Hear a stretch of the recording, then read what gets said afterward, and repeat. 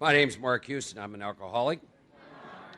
And a power that I didn't believe in, didn't have much time for, separated me from alcohol and cocaine the morning of October the 19th of 1982. And if I believe my big book, and I do, that power, along with a daily course of action, working with the strict spiritual disciplines of the 10th and 11th and 12th step, have kept me from drinking. Always got to stay clear on what I'm supposed to do versus what God's supposed to do. Because I did the great God cop-out. God keeps me sober. Well, there's this idea there's nothing but God, so of course that's a part of it. But if you really read the 10th and 11th step, it says that you and I are sitting here sober because we're in fit spiritual condition, correct? And then there's about 5 or 6 pages of what we're supposed to do, of very intense, very specific stuff. Prayers to say. You're supposed to set aside some time in the morning, meditate. You're supposed to consider your plans for the day. You're supposed to ask for freedom from self, all kinds of things. And then there's a lot of tools that you're supposed to work with all through the day as you rub up against yourself. I'll talk more about this, but the 10th step is what I do once my hand is on the door and I'm coming out and interact with you. You do the 11th step in your home in the morning and in your home in the evening. But the 10th step you use when the game is on. And by the way, when you find yourself in the middle of a highway and there's an 18-wheeler bearing down on you, that is not a good time to try and figure out how you got there. The 10th step is about move. Get the force away from yourself. Things like watch, ask, pause, turn. Turn out of yourself into. Cease fighting. Practices. 10th step is an abyss, 2 pages. 5, 6 paragraphs long. We never talk about the last 2 or 3 paragraphs of the 10th step. There are a set of practices when I go out my door that I get to work with all day long. And I'll talk more about that. First 9 steps allowed me to open a door into what the big book says is I've entered the world of the Spirit. What does that mean? What a great question. Well, what does that mean? 10th step, I've entered the world of the Spirit. My experience is it means I've entered the world of the Spirit. See, the big book does stuff like this. It's a real tricky book. Like you'll sit in meetings and somebody will say, I don't know how it works. I do. There's a whole chapter, how it works. Well, I don't know how to sponsor someone. Well, there's a whole chapter called Into Action, working with others. Right? And we go, well, I don't know how it works. I do. Big book gave me a set of precise, specific, clear-cut instructions on how to recover from a hopeless condition of body and mind. And it's very clear about how that process develops. So I want to read a couple quotes from one of my meditation books. This is called 365 Tao, a book of daily meditations. And first one is called Practice. It says, spiritual success is gained by daily cultivation. If you practice for the day, you have won. If you are lazy for the day, then you have lost. Self-cultivation is the heart of spiritual attainment. Gaining insight and ability is not a matter of grand statements, dramatic initiations, or sporadic moments of enlightenment. Those things are only highlights in a life of consistent activity. Whatever system of spirituality you practice, do it every day. If it's prayer, then pray every day. If it's meditation, then meditate every day. If it's exercise, then exercise every day. Only then will you be able to say that you are truly practicing spirituality. This methodical approach is reassuring in several ways.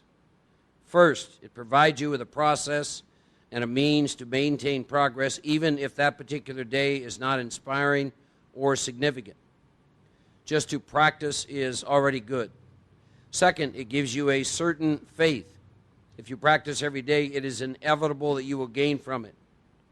Thirdly, constant practice gives you a certain satisfaction. How can you say to yourself you have truly entered a spiritual path unless you can look back on years of daily practice and take comfort in the momentum that it has given you? And of course, our big book, when it talks to me about the 10th, 11th step, reinforces that idea. And I told some of you last night that I planned on doing what it asked me to do in the chapter Working with Others. I was hoping to disturb some of you about the question of alcoholism. And I asked you to look at some things. I asked you to what you were doing with the disciplines of the 10th and 11th step. This idea of the things I need to do to stay in fit spiritual condition. I challenged you with the idea that my body can't live off the food I ate 2 weeks ago, and if you're trying to stay sober off an old experience, that won't work. You may find yourself in a very unexpected place called a bar or at some doctor's office getting Vicodin. Why? Because you're not in fit spiritual condition. Why? Because you're not doing the very thing that got you to where you're at. So I challenge some of you, take a look. Do you have a daily prayer and meditation life? Then I posed another question to you, because the actions I take or don't take are always based on what? My belief systems. So if you're not working with the disciplines of 10 and 11, if you've gotten away from doing evening review, if you don't have a prayer and meditation life, both, what's the belief system behind that? Pardon me? Well, yeah, playing God. I don't need to do that to stay sober. Really?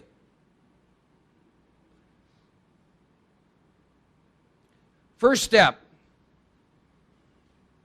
1/3 of the big book is devoted to looking at your first step experience. And there's 3 words. Again, these are words we don't talk about in our meetings that are very, very important around this idea of the mental obsession. First 33 pages, doctor's opinion, up to page 23, are designed to look at one thing. When I take a drink, do I lose power, choice, and control over how much? That's not a rocket scientist question. You just have to go into your experience. If your drug of no choice is something, another alcohol, such as cocaine or pills or whatever, you're going to ask yourself the same question.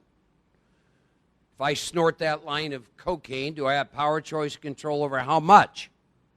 And you only can answer that experientially. And if the answer is no, then you're powerless once it's in your body, correct? Not hard to work with. Pages 23 to 43 talk about what we talk about in the rooms about this idea of I have a mental obsession. Here's another way to look at that, is I will commit the most insane act of my life stone cold sober. What do I mean by that? See, I could trick you. I could ask you all to give me a list of the 10 most insane things you've ever done, and I promise you that everything you write in the list would be under the influence of alcohol or drugs. Am I right? Well, if you're like me, if when you take a drink or if when you do drugs you lose power, choice, control over how much, then once you're separated from alcohol and drugs, the most insane thing that you could ever do, and you're going to do it stone cold sober, is your mind's going to tell you to drink or do dope again, and you're going to act on that. How do you help somebody who commits the most insane act of their life stone cold sober? I work with chronic relapsers all the time, and one of my first questions is, do you think you're involved with your relapse? You know what they always tell me? Oh, yeah. Really? If I was involved with my relapse, you would have another speaker. That means I have the power to choose whether I drink or not drink. I don't. The drink chooses me, regardless of circumstance, consequence, whatever. Right? But in those pages 23 to 43, there's these 3 little words they stick in there. At certain times, Mark will have no effective mental defense against the first drink. At certain time. That doesn't mean every time, does it? How about the day that you choose to not do the disciplines of 10 or 11. What if it's that day? See, if you're not, as far as I can tell, if you believe this book, if you've had the experience I had and you believe this book, and the only reason you're staying sober is fit spiritual condition, then if you're not working with the disciplines of 10 or 11, then you have a belief system. You know what the day looks like when your mind's going to take you back to a drink. Would you agree with that? See? This program, for me, one of the things I finally had to get very clear on, it's about a lot more than God. There's a lot of action in here. Lots of action. My experience is I've got to set the alarm clock to get up in the morning. Right? There's this whole thing of what's the most important relationship in your life, right? And people lie to me and say, God. And I go, really? How much time did you give God this morning? Ooh, about 5 minutes. See? Am I willing to get up early to set aside time? Get a little uncomfortable. Got a new mantra I'm working with this year. I'm here to build character instead of seek comfort. Sought comfort a lot of my life. Am I willing to build character? I get up between 4 and 4:15, Monday through Friday. Why? Because my life schedule is such I need to get up then to have an hour with this power, with this God, in prayer and meditation, doing what the big book says. Because here's what I have seen over time. The men and women who were my teachers and mentors and who worked out of the big book all die sober. What I've noticed about them is they're doing this stuff right up to the day they die. And I mean all of it. They're not just drinking, going to meetings, living off an old experience. They're doing the deal. They're writing current inventory. They're working with prayer. They're working with meditation. They're doing written evening review. See? Wow. But at certain times, I'll have no effective mental defense against the first drink. Am I living my life as though I know that? Do I even know what it means to be in fit spiritual condition? That's another great question, isn't it? Right? First step, illness of the body and mind. No human power. Once more, the alcoholic, the drug addict, at certain times has no effective mental defense against the first drink. Is that your experience? It was my experience. My first step experience, the first half of the first step, turned me into a seeker of power and ended the great debate. If you're like me, if every form of human aid did not work to keep you away from a drink, and if your experience is you'll commit the most insane act of your life sober, you better find some power. I tell people I'm Norwegian and alky, but I'm not an idiot.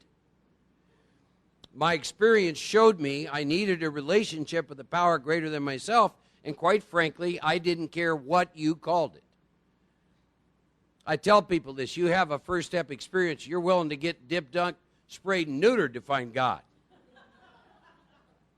You understand that? Steps 2 through 12 are not about 2 through 12, ladies and gentlemen. They're about your need for power. If you need power, 2 through 12 is like kissing a baby's butt compared to what whiskey does. Look what whiskey asks of you. You break the hearts of every human being who ever means anything to you. If you're a parent, you're a lousy one. When you take the drink, or if you're dying of untreated alcoholism, you're a miserable employee. The list goes on and on and on and on. And then you come in the rooms, and we say, well, if you want what we have, you're going to have to do a few things. Like go through the book, work the steps. You're going to have to write inventory, 3 of them. That's really the first time the book does something to move you into a form of action other than look at some considerations, right? But you're going to read these inventories, and you're going to make a list of defects. You're going to take those to God. Then you've got to make a list of all the people you've harmed. Got to pay all the money back. I was going over this one time with a guy. He looks at me and goes, God, Mark, I just want to not drink, right? And then you got to work with the disciplines of 10, 11, and then you got to work with others. Now, think of what booze does to you. It does to you the same thing to me. And we hear what we got to do when we come in the rooms and go, well, that sounds like a bit much. Really? See, how do you help somebody like that?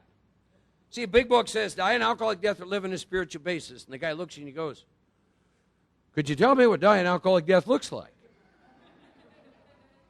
Right? I tell this to the guys at my recovery center all the time. Alcoholics are the only people in the world that will come to you asking for help, and you'll give them some idea what they got to do, and they'll kick you in the nuts in appreciation because they don't like what you said. Then we wonder why we're so hard to help. Right? First step. That's why I go back and revisit my first step every year. My first step is what keeps me in the rooms. My first step is what keeps me writing inventory. My first step is what's keeping me working with the disciplines of 10 and 11. My first step is what keeps me sponsoring men. These whiners and moaners. You know how new. I always got one or two new, needy, clingy. You know. See, who's going to do that unless you need to do that to live? To live.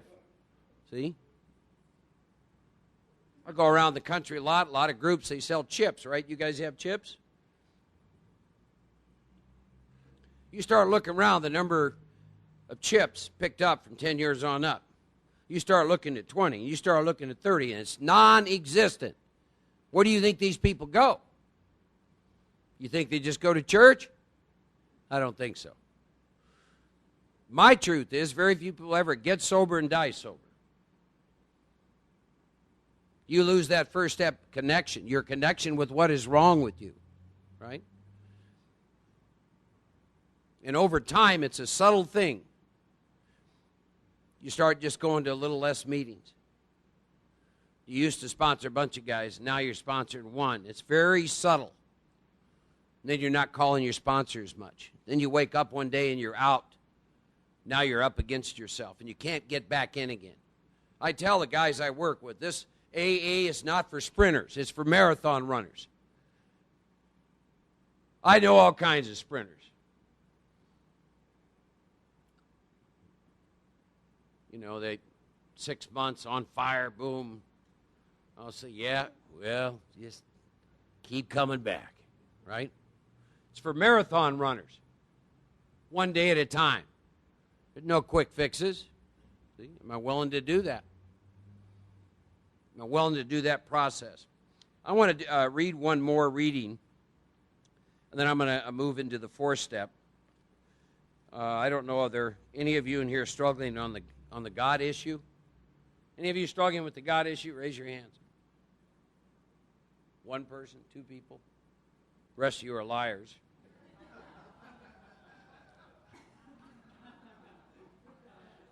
How do you not struggle in the God? We're talking about God. You know, give me a break. We all got God issues. It's called donkey. One of my favorite readings. It says, dismount your donkey at the summit. Some places in this world are very hard to climb, and people will use animals. Each person can only ride one, and each animal might have a different name. The riders go up the trail in different orders, and they will discuss their varying opinions about their experiences. They may even have conflicting opinions. One traveler may think the trip thrilling, another may find it terrifying, and a third may find it boring. At the summit, all the travelers stand in the same place. Each of them has the same chance to view the same vista. The donkeys are put to rest and they graze. They are not needed anymore. We all travel the path to God. The donkeys are the various doctrines that each of us embraces. What does it matter which doctrine we embrace as long as it leads us to the summit? Your donkey might be a Zen donkey. Mine might be a Tao donkey. There's the AA donkey, the CA donkey, the Back to Basics donkey, the Big Book Thumper donkey. There's Christian, Islamic, Jewish, and even agnostic donkeys. All donkeys lead to the same place. Why poke fun at others over the name of their donkey? Aren't you riding one yourself?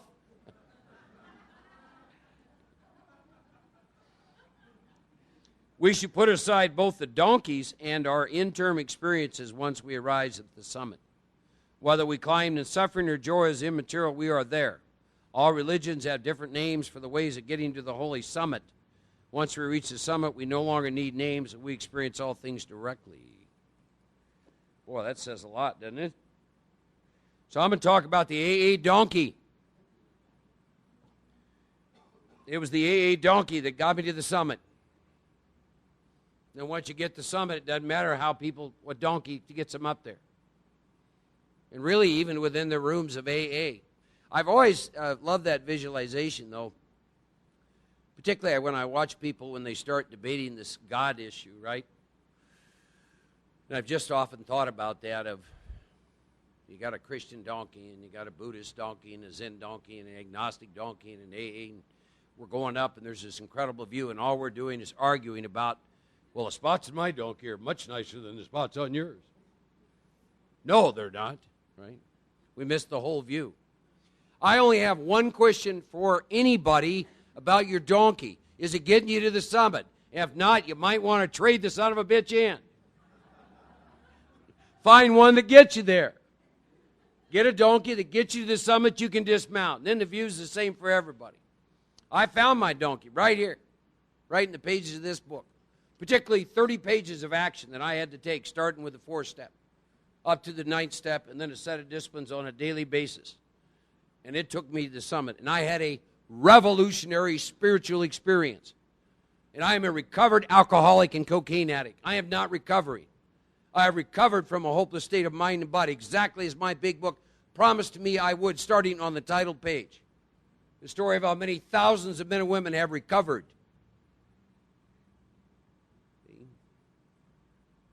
I claim that.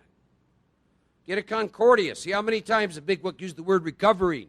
That false humility, I always be recovering. That is inconsistent with the book. You don't have to believe me. Read your book. Right?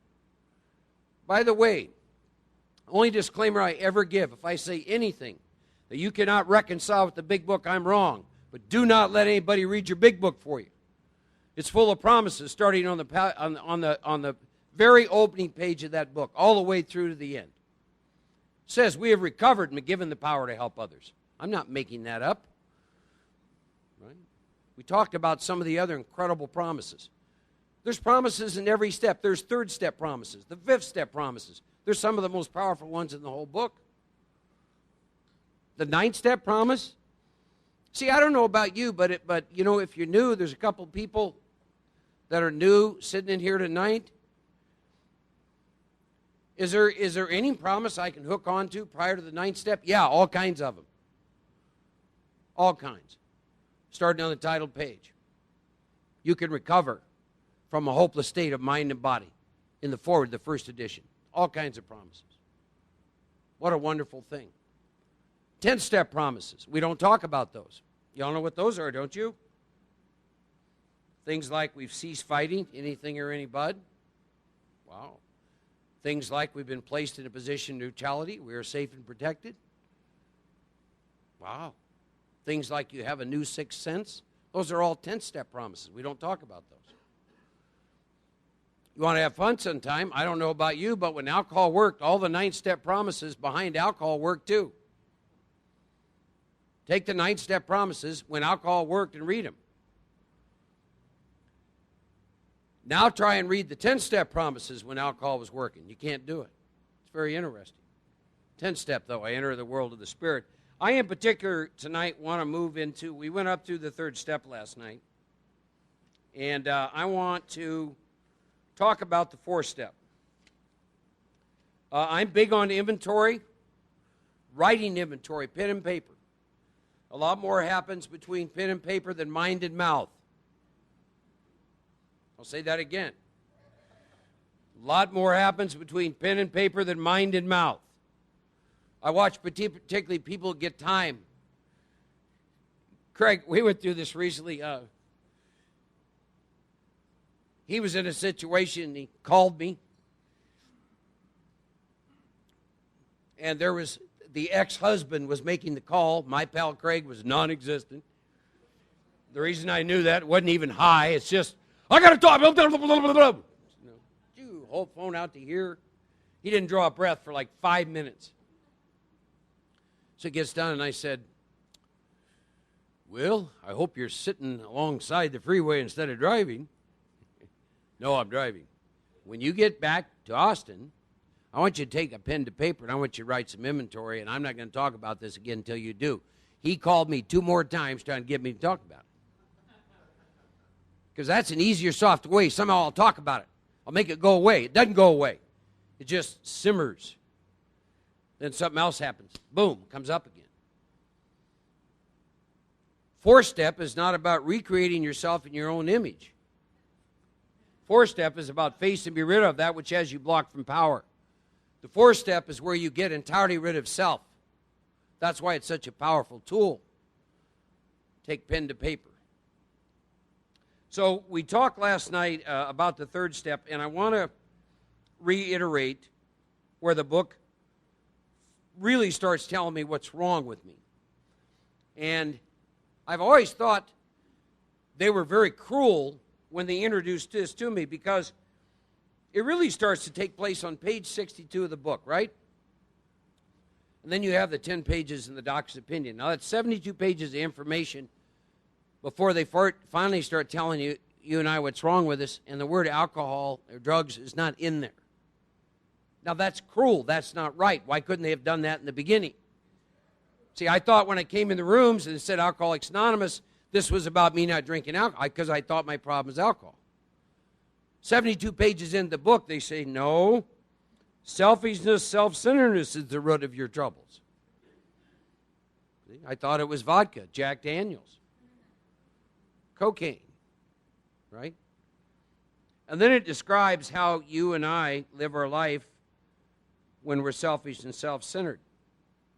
We go through life being driven. If you have not looked that word, look the word driven up. And you will find the word driven implies you have no choice. Here's how it looks for me when I'm into self-will. Limo pulls up in front of my house. I go out and get in. The driver turns around. He says, hi, Mark. My name's Fear, and I'm going to drive your ass today. And he does all day long. The next day it's self-delusion. The next day it's self-seeking. The next day it's self-pity. But I'm being driven. Why? Because I'm into self-will. I'm into me. Choice. Choice has nothing to do with it when you're being driven. By the way, there's nothing worse than sitting in the rooms of AA sober for a while, thinking you're choosing the course of action that you take on a daily basis. I'll tell you what woke me up to the fact that maybe I wasn't choosing, maybe I was being driven, is I looked at courses of action I began to take in sobriety that were not in my highest good. And it occurred to me I'm too intelligent to choose that course of action. That maybe I better start looking at the idea I was being driven with no choice. Right? So that's something for you to think about. So driven by 100 forms of fear, self-delusion, self-seeking, self-pity. Now I want you to think about inventory as I cover this with you.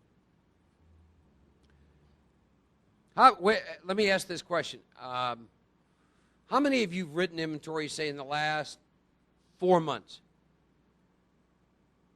Okay. So, driven by 100 forms of fear, self-delusion, self-seeking, and self-pity, I step on the toes of my fellows. Column 1 of your inventory, resentment inventory. They retaliate. Column 2, why you're angry. Sometimes they hurt me. 3rd column, how did it affect you? See me without provocation. I didn't do anything. But it says we invariably find. Invariably means every time. We invariably find at some time in the past, we have made decisions based on self, 3rd column, which later placed me in a position to be hurt. If that is true, every single time I've ever written inventory, I should be able to go back and see that at some point in time, I made decisions based on self, which placed me in a position to be hurt. Now, sometimes that means going back 10 to 15 to 20 years. But my experience is this is true. And then the book goes on and talks about, so my troubles are of my own making. Your fourth column. Think about this. It's Groundhog Day stuff. If you're in self-will, you're going to go through life being driven by what? 100 forms of fear, self-delusion, self-seeking, self-pity. You get up in the morning, the voices are talking. Let's go. Got to go to work. Got to sell. Got to do boom, boom, whatever. Got to arrange all these people to fit you. Got to. So you begin this course of action. Your course of action conflicts with theirs, and some of them get upset with you. And they do what the book says. They retaliate. And then your feelings are hurt. Then you bring that crap into my meeting instead of write inventory on it. No. But that's what happens. And that happens long enough, and then you and I start to get diseased. And then one day the voice says, at a certain time, Mark, I know what would treat that. Is a drink or a drug or a line. And if I'm not in fit spiritual condition, I'll act on that. Commit the most insane act of my life, sober. So all my troubles are of my own making. Until it goes on to say, my troubles arise out of me, and I am an extreme example of self-run riot, though I do not think so. Now the book gets a little more serious about our dilemma. Above everything, we alcoholics must be rid of this selfishness. We must, or it kills us. See, if you're not working, this is my experience. If you're not working with the daily disciplines of 10 or 11, your selfishness is growing and growing and growing. You cannot defeat your ego. See, I don't care how long you're sober. You cannot defeat your ego. It will take the best of us. That's the whole purpose of the disciplines of 10 or 11, is to wake yourself up to your selfishness. All that happens when you get sober over a longer period of time, your stage characters change. That's all that happens. They get nicer and kinder, and more spiritual and more evolved. But it's still all tricks of the ego. That's all. They just change. They're craftier. Get kinder, right? But you can't defeat the ego, you see. So it's interesting. We must get rid of the selfish. We must, or it kills us. And, of course, God's name is in the next sentence, and our name is not. My self-will cannot eliminate my self-will, which is why all the self-help books in the world don't help people like us. I'm okay, you're okay, and the cat's okay. Doesn't work. What works for me is I'm an ass, you're an ass, and I'm okay with that. See? That kind of stuff doesn't work for me. I've tried it. I have. I really have. I've tried to self-will myself into being a nice person. It doesn't work. It goes against my very nature, right? The big book earlier talked about that. It talks about even when Mark's motives are kind. He is selfish and self-centered. Watch out! Right? That's why I told you the other night. Now it's nice alkies scare me because I know better. Thank God we were given the AA donkey. It allows us to function in the world.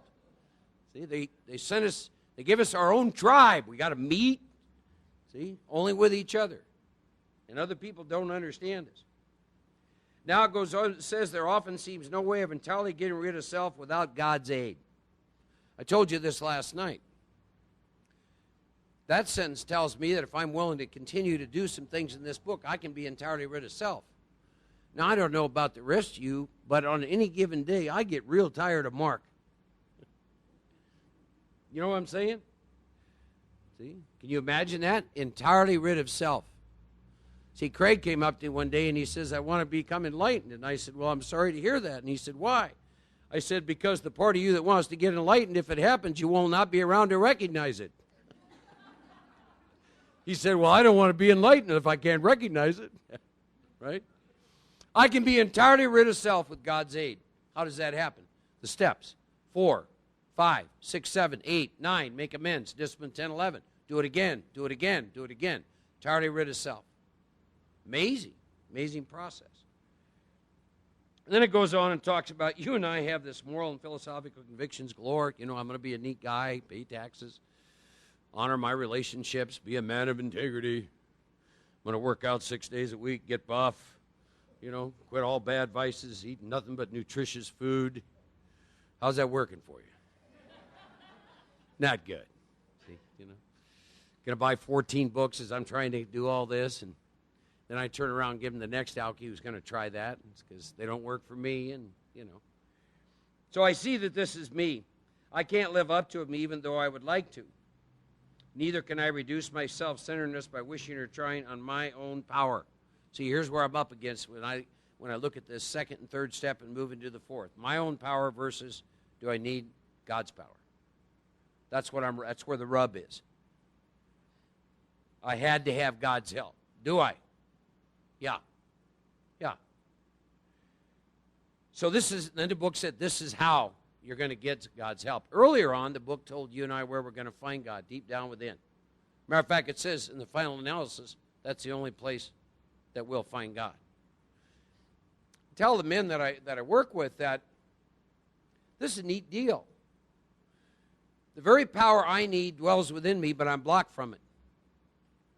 Call it a jewel, call it whatever, but it exists within and I'm blocked. 4 through 9 will remove that. And the very power that I need to change and transform my life, I don't have to go anywhere. I can find it in Cabo, Austin, Texas, anywhere. What a wonderful, incredible thing if I'm willing to just take a course of action. See, I don't know about the rest of you, but that was like a Cheech and Chong moment. I had this idea somehow I had to go somewhere to experience God, and that God was out there. The idea that I'm going to have this experience internally was a whole new concept for me, right? So here's how I'm going to get God's help. I got to quit playing God. I gave some of you an assignment if you wanted to try it last night. Make a list of your areas currently in your life in which you like to play God. Any of you do that, by the way? Seriously, that's a great exercise. Did you do that? Good. In your head? It's kind of funny, isn't it? Seriously. See, the reason I wanted to throw this out to you, I don't think you're much different than me. I think most of you have a whole bunch of areas you want to play God in. You've just been sober long enough to pretend you ain't got that going on. See? That makes sense? You understand what I just said to you? Remember, you get craftier. See, the toolkit of self-will, the longer you're sober, it's just craftier, that's all. You'll use kindness. Let me get that for you. Right? Still a toolkit of self-will. But it talks about the reason you and I are going to quit playing God is because me playing God doesn't work. Do I believe that? Do I believe that? Yeah. Yes. Every time I go back and look at this, where am I playing God? And do I believe that me playing God doesn't work? Yes. Why is that important? Because somewhere in here, there must be a collapse of the self. A collapse to the point to understand that you're part of a greater whole and you don't have a clue about any of it. How long people are supposed to be here, how long they're supposed to live, you name it. Where you live, all of it. It's that kind of a collapse. You understand? That kind of a collapse. Where you become a part of a plan. See? You're going to quit playing God. What does that mean for me? It means where I live, who's in my life, who's not, what I do for a living, all of it. All of it is in the hands of someone else. The only thing I worry about is what's within my control. What do I mean by that? This morning, what time I got up, setting the alarm clock, doing the disciplines of the 10th and 11th step this morning. If I wanted to work out today, I could do that. If I wanted to eat right today, I could do that. All kinds. That's what's within my domain. The rest of it is not. It just isn't. I'm along for the ride. See, I kind of like living in Denver, Colorado. If I'd have seen it, I'd never got to Texas. I've been in Texas since 1991. My resistance, the way I wound up there, was I wound up going there through a nut house. Don't resist this thing. God wants you in Texas, you're going to Texas. See, I didn't know for the longest time why the book warns you and I when we make this third step decision. See, people rub up against this third step and they say this third step prayer in which you say to God, God, I offer myself to thee to build with me and you do with me as thou wilt. I'm going to go back to my episode in Texas. I had 3 job offers to come to Texas the 2 years prior to going to the psych hospital. I turned them all down. Why? Because I didn't want to go to Texas. God said, look, got work for you down here, boy. We're going to try it this way. You're going to get a nice job offer. They're willing to move you down. All kinds of stuff. No, thank you. I like it here. Okay, we're going to try it again. Right? We try another offer. Nah, I got it. Okay, cool. You gave your life to me. It's a good thing you did. You weren't doing too well. I got work for you in Texas. Now we're going to do it my way. You're going to be really depressed to the point where you can't work. You can't leave your apartment. And you're going to get really uncomfortable. I'm going to leave you in the desert for a while. You want to stay in Denver? You go right ahead. Have a good day. And I wrote out the desert experience. Then through a series of events, I wound up in Texas. Got some water back in my diet again. I said, when I got released from that place, I made an agreement. God, I'm going to try and pay a little bit more attention next time when you want me going somewhere. Matter of fact, I'm just going to travel light for a while. See? That's exactly what happened. I was in Houston, Texas for a while, and then Kerrville, Texas, and then Austin, Texas, then Dallas, Texas. Now I'm back in Austin. Now I will tell you this, and all the time I've been sober, I feel like I can sink roots. First time.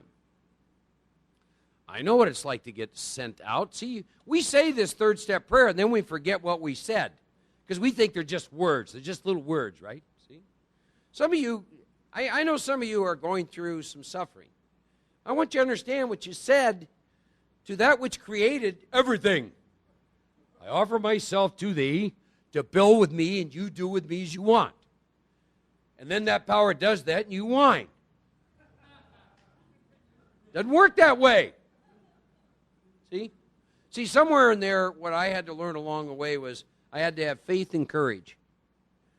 And I had to look at myself like a child, a little 2-3-year-old child. You know, I have a tendency to play with sharp knives, right? Parent takes it away. What's the child do? Child gets upset. Parents taking it away for the child's own benefit, right? See, that's what I've had to look at in terms of me in this relationship with God. And that's just the way I am. I whine a lot when the knife, the shiny object, gets taken away from me. You stay sober long enough, you start to understand why that happens. So, we say the third step prayer, and then off of that prayer, now we're going to launch into inventory. And I want to talk about resentment inventory. They use some great words. Personal house cleaning, though my third step decision was a vital and crucial step, by the way, my experience is when you go through the big book and the book uses the word it, always know what it means. Because it does that a lot. But know what it means. Though my third step decision was vital and crucial, it will have little permanent effect. What do you think they meant there? You don't think they meant permanent effect, do you? Yeah, they meant permanent effect. A permanent effect. I've never drank since the time I did this. I have experienced a permanent effect. Why? Because I was willing to do the rest of the work. Relapse is not complex. It is not. There's a set of precise, specific, clear-cut instructions, and the book says if you're willing to do them, you cannot fail. The only people I've seen that could not maintain permanent sobriety were the ones who would not submit to this process. I don't know if there's such a thing as reincarnation. If there is, I must not have been a nice guy in the last lifetime. And the reason I say that is I normally only get to sponsor chronic relapsers. Their 4 favorite words are I know and yes, but. They know more about the big book than I ever thought of. And they like to point that out to me. But they can't stay sober. Finally, they come to me, and it's not complex, and it's not because of stuff that happened to them as a child. It's because they've never been willing to surrender one day at a time and go through this process and gain access to power, and then keep doing that. Most of them don't want to work with other people. They're too selfish. But I don't find relapse to be any big secret whatsoever. So, let's go on and look at some of our instructions around the 4-step. Here's what this is. This is going to be a strenuous effort to face and to be rid of the things inside me which have been blocking me from what? Power. The power I need. That's the only reason I write inventory, ladies and gentlemen. There is no other reason. I need access to power, and I'm blocked from it. Here's where the book starts to tell you and I that my liquor or my drugs is but a symptom. When you go to a doctor, what does the doctor do? He asks you a series of questions if you're not feeling well, correct? And what do you report to him? Symptoms. Does he treat the symptoms or the problem? He treats the problem. Your drinking and or your drug use is not the problem. It is a symptom. You get that? Earlier, the book told us what the problem was. You remember what that was? It said above everything we must be rid of what? That's the problem. Selfishness. That's the problem. If for whatever reason, you'll have to complain at God about this because I don't understand it either. When I get consumed with myself, I like to drink. I don't know why, I just do, and so do you. Or you don't drink, but you get real miserable. When you think everything's about you. The spotlight's always got to be on you. It's got to work out the way you want. Don't know why that is. I don't know why we're that way, but we are. That's why the book says at this point, Mark, your booze is but a symptom. We got to get down to causes, 2nd column, and conditions, 3rd column. If you haven't taken a dictionary, look up the word causes and conditions. Condition refers to a state of being. Remember last night, I gave you all something to look at too. Identify your list of characters, your stage characters. All the different things that you think define who and what you are. Every one of those is a state of being. Look up the word condition. It refers to a state of being. Big book, when it goes from the 3rd column to 4th column, says, in that state, the wrongdoing of others, fancy real has the power to kill. So you'll come back to this. When I really began to work a lot with inventory, I truly became a student, and I started looking these words up, and I started seeing, because I was watching these incredible things happen off of writing inventory and doing 5th steps, and I could not understand why. How can you write these 3 inventories, sit across from somebody, do a 5th step, and then get catapulted into the 5th step promises? Not to mention amends. How does that happen? That makes no sense whatsoever. So I started to really explore that, say what takes place here. I knew somehow it was connected to entirely being rid of self. And that's what happens, ladies and gentlemen, in 4 through 9. As you begin to get disconnected from all these mind-made false sense of self that you think defined you, that makes you afraid all the time. You begin to get pulled back from that. You begin to be rid of that which has you blocked from what? God, the power deep down within. And you begin to feel that connection, that sense of oneness. And you begin to know that all is well in spite of what's going on out here. You begin to touch that part of you, true self, call it what you will, awakened spirit, whatever. But that's why, to me, I begin to pay so much attention to the 4th step and the 5th step. It's also why I begin to do what I call multiple 5th steps, where you take a body of work and read it to 1, 2, 3, 4, 5 different people. Fabulous experience. If you haven't tried it, try it. Big Book said I need to take my inventory and read it to person or persons, plural. By the way, one thing I'll throw out here. If you've never taken a body of inventory and read it to several people, then you have no experience with it, right? All you have is an opinion. I'm not interested in your opinion of an experience you've never had. That was one of my major defects for years. I would give you my opinion on all kinds of experiences I'd never had. Finally, I said to myself, self, that needs to go away. So in 1995, I was approached with the idea of doing multiple 5th steps.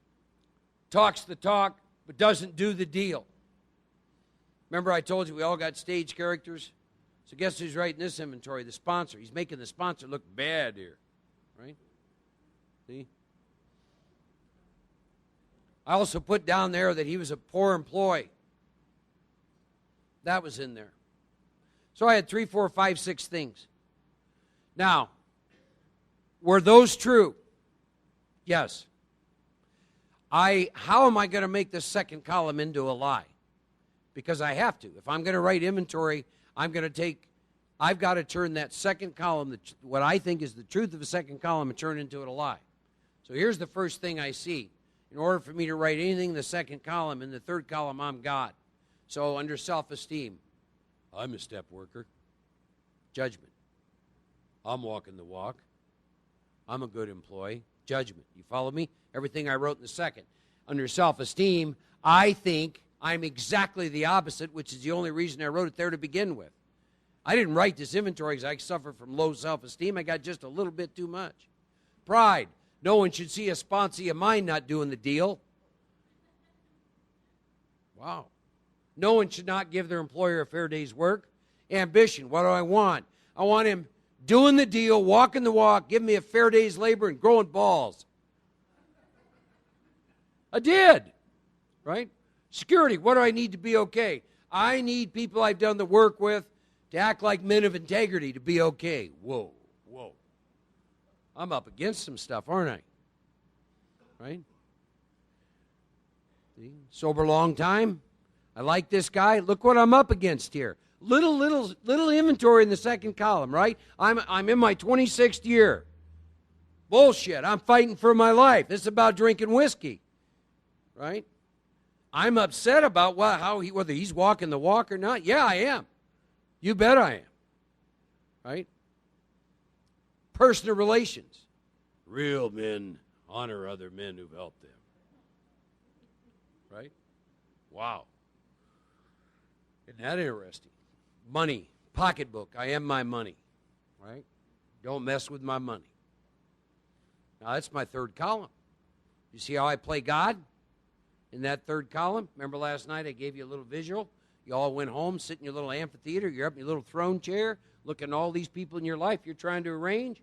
If your arrangements would only stay put, if only they'd do as they wished, you'd be happy and satisfied, right? So you start to look at this. He's sitting out there. Then I move over to the fourth column. What mistakes did I make? Well, let's see. This is the third time I've hired this guy. The first two, I had to fire him too, right? Why did I do that? Because I'm too lazy to interview anyone else. I got shit to do. See, I love writing inventory. There's all kinds of stuff in there. Amazing. And what I did is, what I wrote in the third and fourth column, because everything, by the way, that I wrote in the second column that I resented was the truth. But my third and fourth column turned that into a lie, because at the end of the day, my troubles are my own making. You see how free I got? Wow, what a deal. And then I write fear inventory. I've written fear inventory a lot of different ways. My current one, I just did a 2-column fear inventory, but I work with my current fears. Remember I threw out to you last night, try something. All of you, if you take the last week or two, you've had reoccurring fears go through your mind. This is not where you got 50 or 100 of them. It's the ones that keep going through your mind, the stuff that you're rubbing up against now. So column 1, what's the fear, right? Column 2, why do you have the fear? For example, who's got a fear? Give me a fear you're working with. Anybody. What is it? Okay, so what's the fear? Okay, so you're afraid because she's going to have a baby, and the reason you have it is you've never been a father before. Okay, good. Give me another one. Pardon me? Failure? Is that what someone said? Why do you have that fear? Well, it won't feel good if you fail. It affects your image, right? Now, by the way, if you're going to write on failure, write on the other, success. One of the things I like to do with people if they've had a little time is I have them write on what I call the Big 12. failure, success, acceptance, rejection, sobriety, drinking, God, no God, God, agnosticism, living and dying. Let's see, what's the last one? Well, I mentioned acceptance, rejection. I came up with those because I've listened to so many inventory and written so many. Those 12 cover the bulk of most fears. Oh, that was the other one. Everyone has this big fear of abandonment, right? Well, I'm gonna see if I can help you with this fear. The reason you have it is because it will happen. It's supposed to happen. You and I live in a world of impermanence. It started the minute I was born. I've been abandoned ever since by everything that meant anything to me. That's why I turned to God. Wow. And I live in that.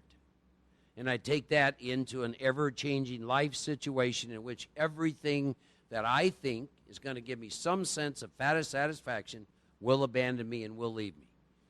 But being connected to God, that oneness, that never leaves me. And all is well. And it's all on loan. And it's impossible for me to be abandoned anymore. See? It wasn't mine to begin with. Mine. My car, my AA group. Anytime you use that word, you're going to be writing some inventory. My wife. Watch, pay attention to your language, ladies and gentlemen. My job, my home, mine. It's where all your inventory comes from. It's where all your fear. You think that shit, you own it. You think it defines you. You have attachments to it. So you walk around afraid all the time. Mine. See, it's a paradox. When my life was simple, living in a one-bedroom apartment, no big deal, right? Now I've got $3 million worth of property that the company I started sits on. Do you think there's more fear associated with that by chance? See, that's not right. See, I was taught you get more, right? Actually, there's not more fear associated with that. There would have been at one time. But there's not. We're the world like a loose garment. Move in, move out. It's all on loan. See? No attachments. Present moment. God. Rid of self. Love things as they are. Stay present. Right? It's all on loan. Mine, it doesn't exist. See? Nothing belongs to us. It's all on loan. You don't breathe on your own power. You do nothing on your own power. There's only the illusion of separateness. I love the people who talk about, I have control issues. No, you don't. You have illusion issues. There's no such thing as control. I mean, go down to breath. Did any of you control your breathing today? No. The most non-recognized essential element in your life, and most of you went through the whole day and didn't think of it one time. Your breath. Am I right? Am I right? Sure. See, you guys are afraid to answer anything now, aren't you? Not raising my hand. I don't care what he says. Right? Waking up. It's a call to wake up. Steps are a call to wake up. Have fun with yourself. Have fun with your life. God, quit taking yourself so serious. Ooh. Have fun. Tell the men I work with. Craig, we laugh all the time. Me and my pal, we laugh all the time at ourselves. Get interested in your true self. You are amazing. See, I am funny. This mind, it's just insane, Today we're laughing because I said, "What'd you do?" And I said, "Well, actually, I think I napped all day. I haven't done that like I was junior in high school or something." And I did. Got up at 6:30 and did my disciplines, had something to eat, went back to bed. Next thing I knew, it was 4 o'clock in the afternoon, right? Well, in one of those moments, when I went out, drink of water or whatever, well, Craig came in, he's talking to me. Well, unbeknownst to him, because he falls asleep sometime, I'd gone back in, closed the door. He's still talking. 5, 10, 15 minutes. Doesn't realize I'm completely gone, right? See? Then by the time he wakes up to it, because I know how he is, I guarantee you he looked to see if the neighbor by chance saw him talking to himself. See, how do you not laugh at that kind of stuff, right? You know? We do, but we have fun, see? And watching Brad get all twisted up, right? He and I were talking today, you get your sense of self outside yourself, right? So he wants to make sure all these people that came in from out of town, of which there's vast numbers, have an amazing time so he can be liked and loved. Then he resents you all for doing all the shit he's got to do for you. How do you not laugh at that? You know what I'm saying? I tell you what, that's why we have our own tribe. Just, we don't mix well with those others, see? See, we understand that, Oh. But all this stuff comes. Write the inventories. Write the fear inventories. Sex inventory. It's about relationships, not just about sexual energy. You write those 3 inventories, and you turn around and you do a 5th step. I want to close tonight reading the 5th step promises. And because to me, they're some of the most powerful in the whole book. And they're on page 75. And you get done reading these 3 inventories to someone. It says, we pocket our pride, we go to it, we illuminate every twist of character, every dark cranny of the past. Once we've taken this step, withholding nothing, then here are my 5th step promises. It says we are delighted. We can look the world in the eye. We can be alone at perfect peace and ease. Our fears fall from us. We begin to feel the nearness of our Creator. We may have had certain spiritual beliefs, but now we begin to have a spiritual experience. The feeling the drink problem has disappeared will often come strongly. We feel we're on the broad highway walking hand in hand with the Spirit of the universe. Don't get any better than that. God bless you. See you Monday.